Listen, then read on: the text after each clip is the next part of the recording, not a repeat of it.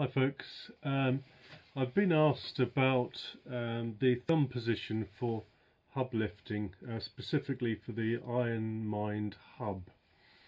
Now, for very shallow hubs we tend to, most of us will turn the thumb. But it's quite clear that, in my opinion, that you're not allowed to do this for the IronMind Hub.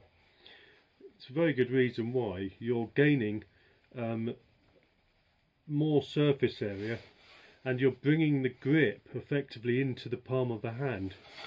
So it's a double sort of a advantage.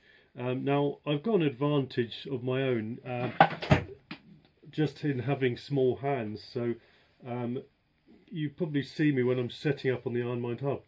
I press my thumb in, and my thumb is actually, when I'm doing the lift, it's pretty much straight like that. Now the reason I'm screwing my thumb in like that is because I'm trying to effectively hang off of that thumb. All the other fingers are going to be pulling away from your thumb, pulling away from the thumb. And the best power in a claw grip is gained by doing that, basically. So you're pulling away from the thumb. Now, because you're hanging off of that thumb, it really doesn't matter if there's no disadvantage to having your thumb straight. Now the only problem is, obviously, some people have longer thumbs. So my advice would be this: jam your thumb as hard into that plate as you can.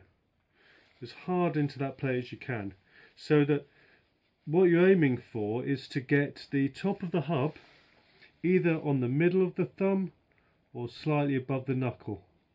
Anywhere in that direction is good, and it's also a good way of guaranteeing your thumb's making contact with the plate. That's going nowhere like that, and that's a really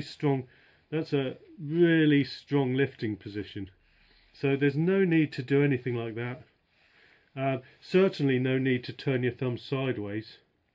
It's not going to gain you any, it's going to gain you some surface area, but in my opinion the true claw power, true claw grip, is the ability to anchor your other fingers, to lever them away from that thumb.